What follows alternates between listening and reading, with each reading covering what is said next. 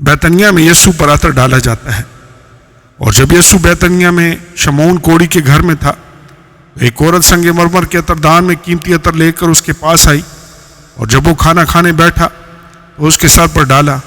شاگرد یہ دیکھ کر خفا ہوئے اور کہنے لگے، یہ کس لیے ضائع کیا گیا؟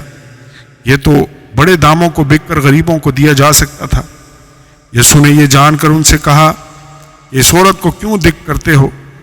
اس نے تو میرے ساتھ بھلائی کی ہے، کیونکہ غریب غربا تو ہمیشہ تمہارے پاس ہیں، لیکن میں تمہارے پاس ہمیشہ نہ رہوں گا۔ اور اس نے تو میرے دفن کی تیاری کے لیے عطر میرے بدن پر ڈالا۔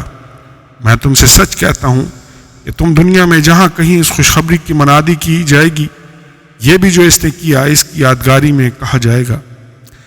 آمین اور آمین۔